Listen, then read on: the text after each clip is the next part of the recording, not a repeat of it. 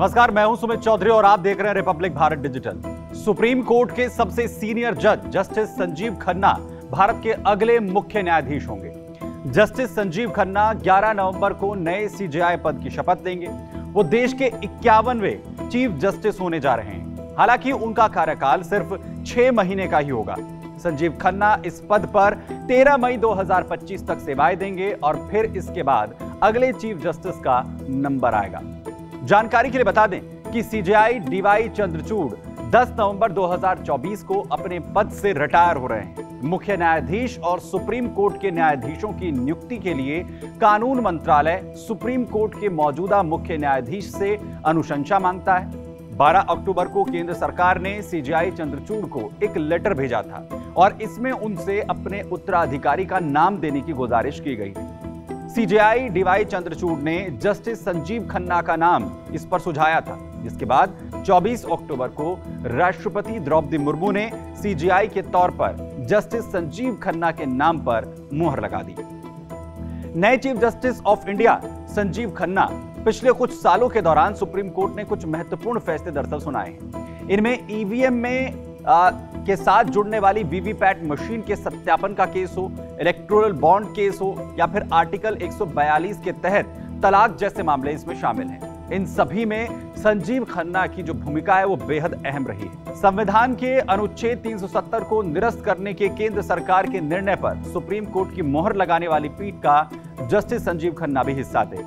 Justice Sanjeev Khanna उन 2 न्यायाधीशों की पीठ की भी अगुवाई कर रहे थे जिसने दिल्ली के तत्कालीन मुख्यमंत्री अरविंद केजरीवाल को अंतरिम जमानत दी थी और जिसके बाद वे बाहर आ सके। इसके अलावा उन्होंने यह फैसला भी दिया कि अगर किसी शादी को जारी रखना असंभव हो तो सीधे सुप्रीम कोर्ट अपनी विशेष शक्ति का इस्तेमाल कर तलाक का आदेश भी दे सकता है। वहीं 14 मई 1960 को पैदा हुए खन्ना ने 1983 में बार काउंसिल ऑफ दिल्ली को एक एडवोकेट के तौर पर ज्वाइन किया था। शुरुआत में उन्होंने 30 हजारी कोर्ट में अपनी प्रैक्टिस की। इसके बाद उन्होंने दिल्ली हाई कोर्ट में प्रैक्टिस की शुरुआत की। इसी के साथ साल 2004 में उनको राजधानी दिल्ली का स्टैंडिंग काउंसिल बनाया गया। 1 साल बीता तो उन्हें दिल्ली हाई कोर्ट में एडिशनल जज की जिम्मेदारी दी गई और फिर 2006 में उन्हें यहां पर परमानेंट जज की जिम्मेदारी सौंपी गई। दिल्ली हाई कोर्ट में काम करते हुए justice Khanna Delhi judicial academy के चेयरमैन या जज इन चार्ज जैसे अहम पदों पर भी रहे हैं। उन्होंने दिल्ली इंटरनेशनल आर्बिट्रेशन सेंटर और डिस्ट्रिक्ट मीडिएशन सेंटर्स की जिम्मेदारी भी बखूबी संभाली है। इसके बाद साल आता है 2019 और इसकी शुरुआत में ही 18 जनवरी को उन्हें सुप्रीम कोर्ट में जज बनाया गया। यहां काम करते हुए 17 जून 2023 से 25 दिसंबर 2023 तक वो सुप्रीम कोर्ट की लीगल सर्विस कमेटी के अध्यक्ष भी रहे और जब ये खबर हम आप तक पहुंचा रहे हैं तब वे राष्ट्रीय विधिक सेवा प्राधिकरण के कार्यकारी अध्यक्ष हैं और राष्ट्रीय न्यायिक अकादमी भोपाल के गवर्निंग काउंसिल के सदस्य भी हैं। वहीं जस्टिस संजीव खन्ना 51वें सीजेआई बनने जा रहे हैं।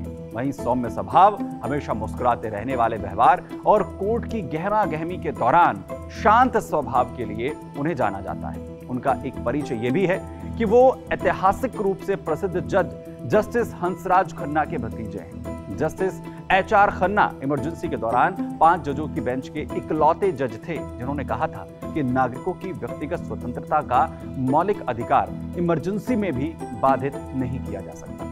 उनका यह कहना तत्कालीन प्रधानमंत्री इंदिरा गांधी की इमरजेंसी नीति के खिलाफ सीधा सीधा माना गया। माना जाता है कि इसी वजह से बाद में इंदिरा गांधी सरकार ने उन्हें चीफ जस्टिस नहीं बनने दिया था। लेकिन समय ने ऐसी पलटी मारी कि अब उन्हीं जस्टिस हंसराज खन्ना के भतीजे Sanjeev Khanna supreme court of India के 51वें चीफ जस्टिस के रूप में अपनी सेवाएं देने जा रहे हैं। तो आपको क्या लगता है कि जिस तरीके से संजीव खन्ना इस पद को संभालने जा रहे हैं उनकी जिम्मेदारी आखिर कितनी चुनौतीपूर्ण होगी? हमें कमेंट बॉक्स में जाकर जरूर बताएं और ऐसी तमाम खबरों के लिए बने रहिए रिपब्लिक भारत डिजिटल के साथ। धन्यवाद।